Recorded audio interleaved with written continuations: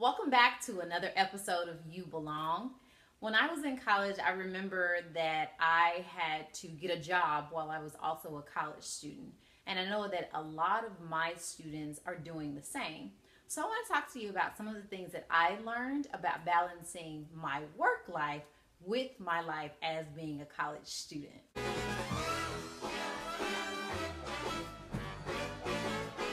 The first thing that I want you all to think about when it comes to balancing having to work as well as being a college student is take a look at on-campus jobs versus off-campus jobs. For those of you that are new to this, an on-campus job is usually those that are the employers are part of your university. And these can be in the residence hall, at the student financial aid office, in the cafeteria, or even sometimes you can find some in the departments that you major in.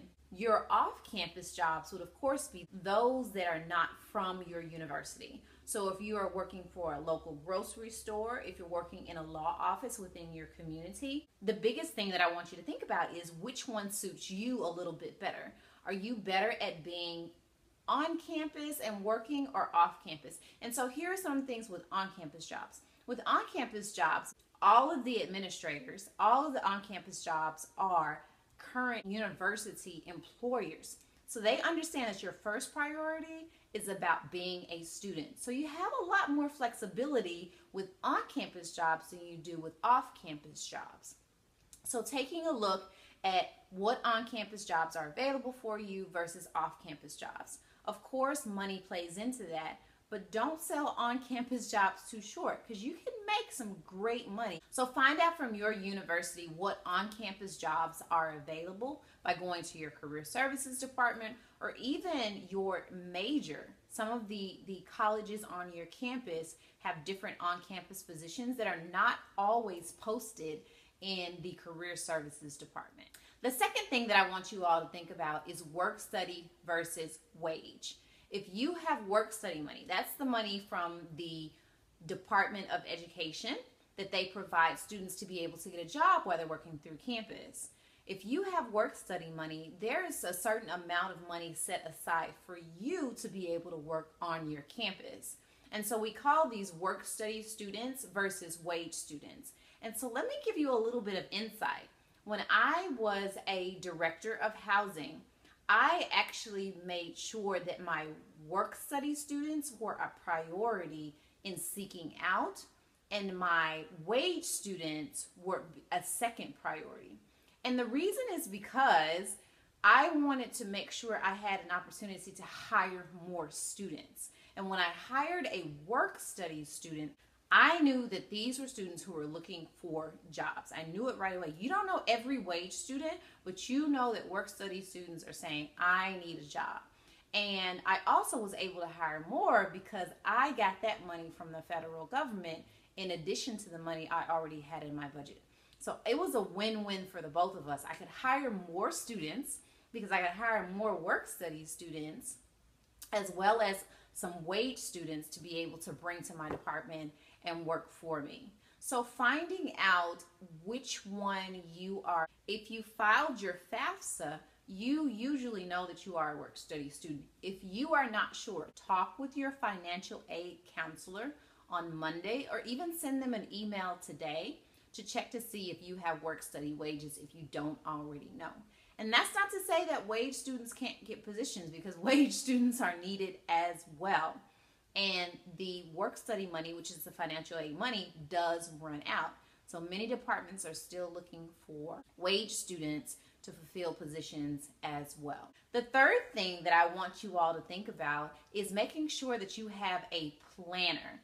And so most of the students that I know, including myself, we use our smartphones, putting everything in our calendar, putting reminders in our phone.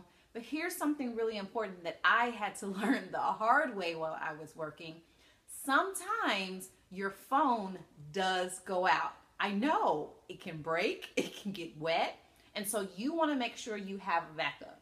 So going back to that old trusty notebook or even a physical calendar that you can write in to keep up with everything that you're doing so that you're balancing your work life as well as your school life and putting the priorities in there about what you need to be able to accomplish and keeping everything in order throughout your week to become successful. The fourth thing is be proactive. And what I mean by this is, as you are getting a job, even if you already have a job, set up a meeting with your boss, set up a meeting with your supervisor, and talk with them about you being a college student. And here's something really important I want you to think about. When you're having this conversation with an on-campus employer, the conversation is a little bit easier because they understand that you are a student. So when you're talking with an off-campus employer, it's important to recognize the environment that you are in. For some bosses, they will quickly understand that you are a college student, and yes, your studies comes first. For some, you have to also understand, for them, their priority is their business. So as you're sitting down and talking with them about a student, be sure to be an active listener as well as talking to them about your priorities. Your boss may be able to be flexible for you when it comes to final exams and studying on the job. And some bosses will say that your job comes first before anything. So here is the piece where you really have to decide, how do you balance that, and if that job continues to be the best fit for you when your goal ultimately is to become a college graduate. Make sure you sit down, take the time, be proactive, think about how you're balancing it all. And again, don't be afraid to reach out for help on your campus or with your family and friends about balancing and how they balance their work and their personal life as well.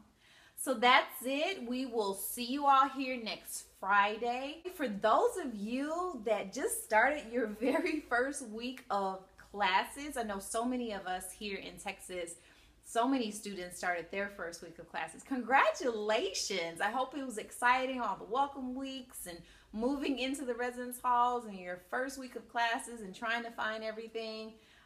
For my seniors and my juniors, welcome back to classes and seeing all of the freshmen, and don't forget to help them out. You were once in their place. Congratulations, everybody. So glad to start another school year, another successful school year, and be on your journey to being a college graduate.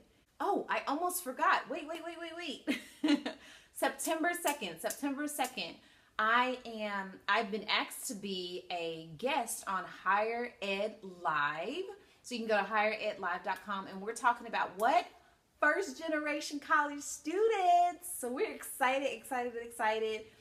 Just for me to give my view and learn from some other amazing ladies about the research that they've been doing and what they're doing on college campuses across this nation, and really making sure that we're helping you out. So check that out. More information is on my website at myfirstgencollege.com, as well as on Twitter.